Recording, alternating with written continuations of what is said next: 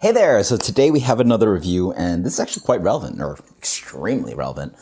This is from Wayfinder, the progenitor of cold IPA, which has actually swept the country.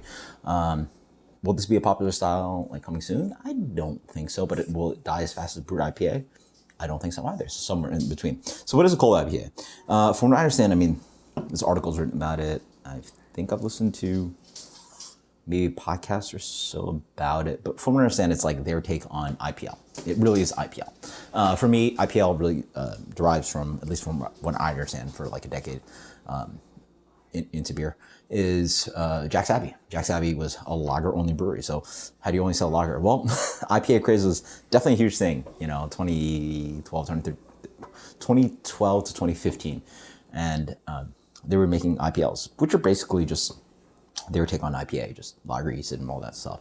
So that's now reinvigorated, and they have cold IPA. So these have really low fermentation character in an IPA. So let's see how this guy turns out. This is the original one, and now like brands are like crushing on this one. But Founders has like cold all day.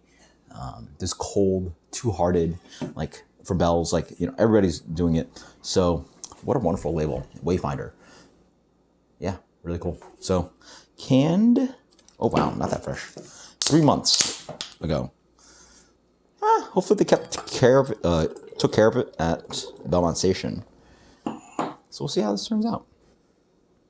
Clean, clear, hoppy AF, filtered cold, maximum drinkability, and they actually don't even recommend. I don't know if you guys see this, but like, there's a Willebecke, there's a kind of like what do you call that? Like a tulip, like stem tulip kind of thing. A Weissenglas, an actual tulip. So this is like this is a snifter, sorry, and that's a Maas or a mug. So they recommend it in like a Willebecke, but I do not have a Willebecke. Oh shoot! One of my favorite glasses was a Creature Comforts, now a defunct brewery. I had a beautiful Willebecke that I got rid of, but hey, you only have so much glassware. So the original cold IPA. Let's see how this guy turns out. Cold IPA, crystal clear, exactly how it should be. It is a hoppy lager, right? Light to medium gold color, wonderful, really white head. A little flat on the nose. Very flat on the nose, wow. Then again, I'm having it back-to-back with the break side, so. Smells hoppy, but like nothing distinct. Doesn't necessarily smell oxidized, but cheers.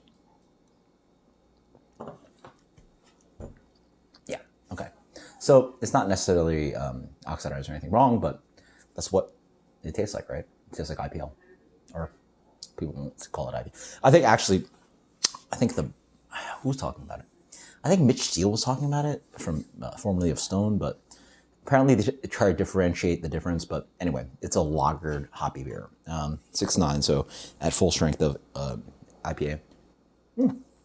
Actually very tasty for the OG.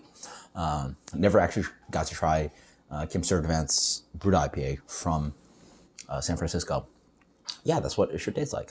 It's it's a very hoppy lager. It's a very hoppy.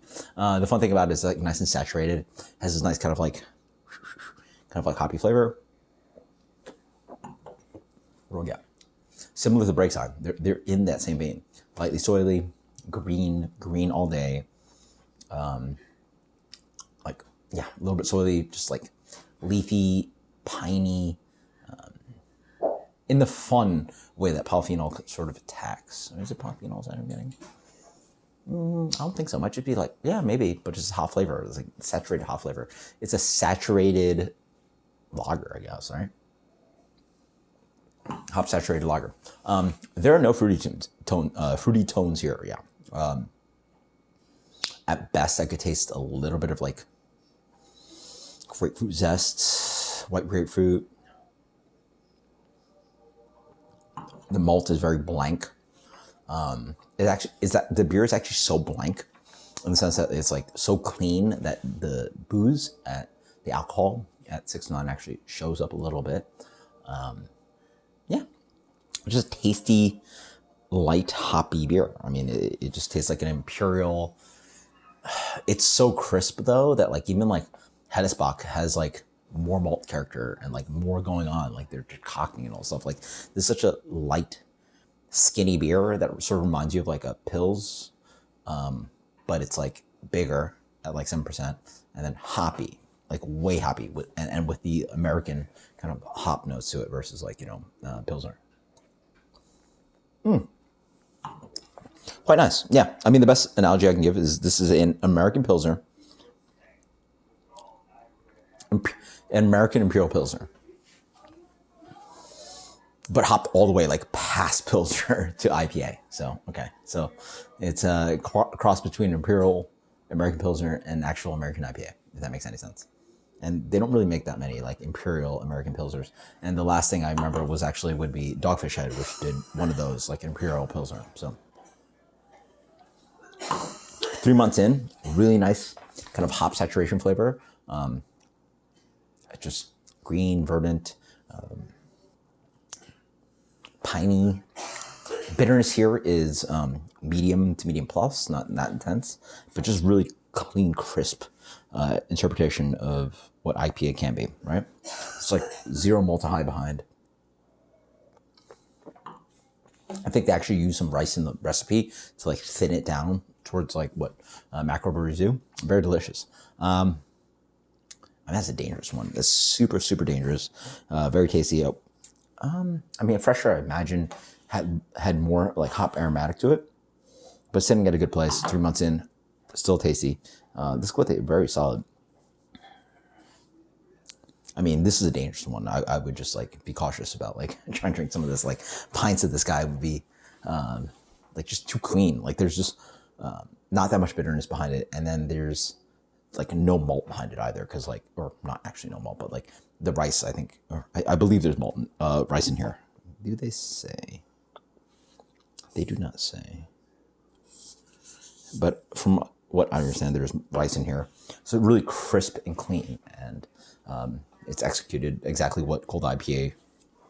If you wrote it on paper, that's what it should taste like. So let's go with a solid 94.